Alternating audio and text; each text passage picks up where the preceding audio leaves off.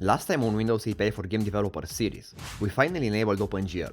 And prepare to have your mind blown, because I'm not kidding, the workaround we will have to do today is beyond wild. Today, we will load the Modern OpenGL context. The naming is a little bit weird. The OpenGL context is the same, it's just that the functions that we use are modern, and will allow us to specify more things for the context. Right now, we just load OpenGL, but we can't specify any flags. By the end of the video, we will finally be able to specify things, like what version of OpenGL we want, or enable multi-sample anti-aliasing. Last time, we used WGL create context to create the OpenGL context. This time, we will use the newer better functions to load the OpenGL context. It's called WGL create context attributes ARB. There is just one tiny problem. So these WGL functions are OpenGL functions specific for Windows. This means that we need OpenGL to be loaded to use these functions. They are part of OpenGL after all. This wasn't the case for this older function. This was part of OpenGL 1.1. On Windows, ships with OpenGL 1.1. So no need to do anything special to use them, except link against OpenGL. Same as for the OpenGL functions that we used. But for any newer OpenGL functions, we need to load them. Now, do you see what the problem is? We need to call this function to load OpenGL, but this function is part of OpenGL. So we need OpenGL to be loaded for us to use it. And on top of that, we need a window to load OpenGL. So I need a window to load OpenGL. But I also need OpenGL loaded for me to create a window with the modern OpenGL context. This seems impossible, and that's what I thought when I was learning these things. But there is a solution, and I kid you not, this is the standard thing to do in the industry. The solution is to make a temporary invisible window, load OpenGL, close the temporary window, then create a real window. And now, with the OpenGL context loaded, I can call the modern WGL functions to properly create the modern OpenGL context for this new window and specify whatever flags we want. And this is super weird, like we use some leftover OpenGL functions from a deleted context, but I promise, this is actually how we are supposed to load it. And if you think this is effed up, wait until you see the next video, where we do something as simple as vsync. That will be the same degree of stupidity. But for now, let's get to coding. So, because we need to use modern OpenGL functions, we need an OpenGL loader. We will use GLAD. OpenGL works like this. Every company that makes graphic cards also implements OpenGL for their card. So if you have an NVIDIA graphics card, they will work with Windows and give you some drivers that implements OpenGL on your computer. So everyone has OpenGL on their computer, as long as they have the drivers updated. We just want to load it into our game. And this is what GLAD does. It loads the OpenGL functions. Let's see how to download GLAD. And if you have any problems, the repo for this series is linked below, and you can take a look in day 17 and just download the library from there. But here is how to do it. Search for GLAD download, and it gets us to here. Here we need to specify what version of OpenGL we want to load. We want the last one, since it includes all the previous versions. We want the compatibility version, so we have everything.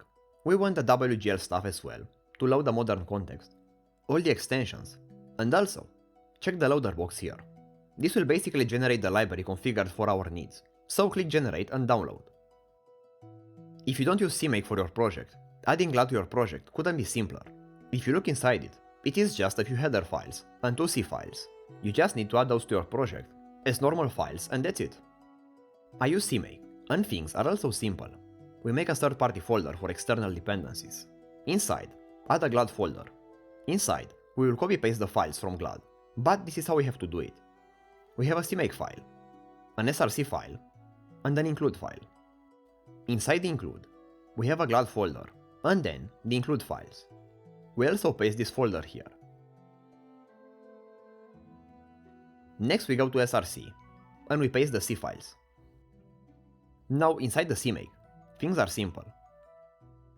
We just create a library called GLAD, and we add the C files, and also the include folder. If you want to learn CMake, remember that I have a tutorial on it. Now in the main CMake of the project, we just need to tell CMake to load the GLAD folder, and also we link to this GLAD library. And now, if you Ctrl+S on the CMake file, it should rebuild, and we should be able to include GLAD. If you ever have problems, you can just download my project from Git, or you can always just take the GLAD files, and just place it in your project normally, as normal header and C files. One more thing, many people don't push external dependencies like GLAD to GitHub, and that's just a super bad idea. Why would we want to have to re-download GLAD separately when we download this repo? and risk not configuring it correctly. The entire library is like not even 2 megabytes of data. Just push it on GitHub. I always push all my libraries on GitHub. And in this way, people can actually download my repo and compile it without any problems. Plus, I can modify the libraries if I need to, and the changes will be saved on GitHub with the project. Now let's finally write the new code. First of all, I added this flag in window creation.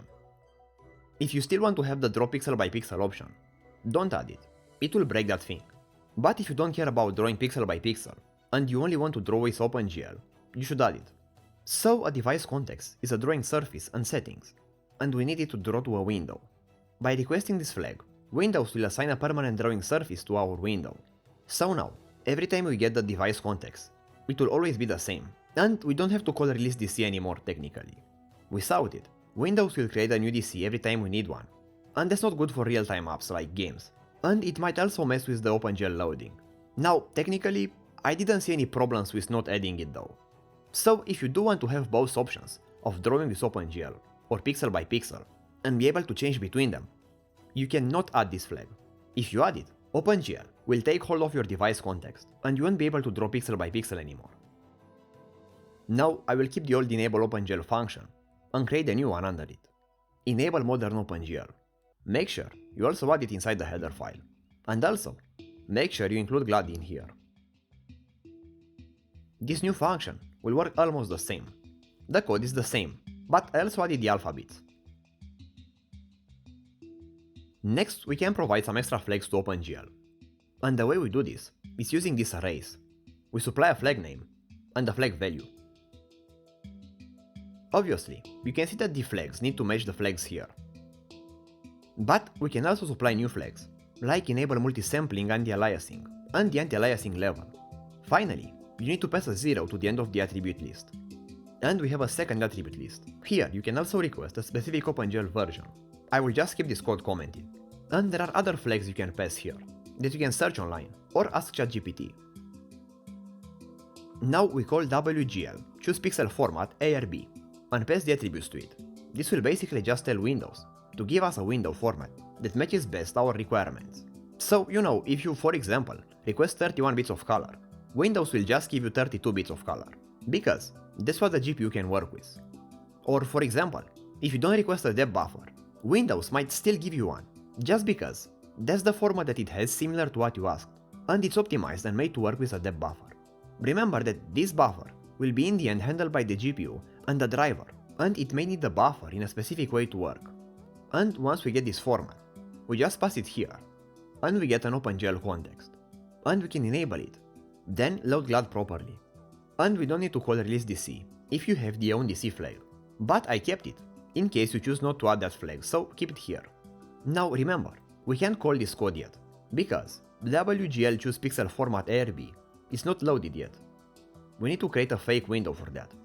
Let's create a new function, create fake window and load OpenGL, and also make sure you define it in the header file as well. I won't go over this code because I just create a window. For the window procedure, I just create a super simple one here. You should already understand it, just copy it as it is. Then I enable OpenGL for it, and I load the WGL functions from GLAD. Finally, I delete the context and the window. Now we can finally update the Win main code. We comment out the old load OpenGL code. Then we call create fake window and load OpenGL, first thing.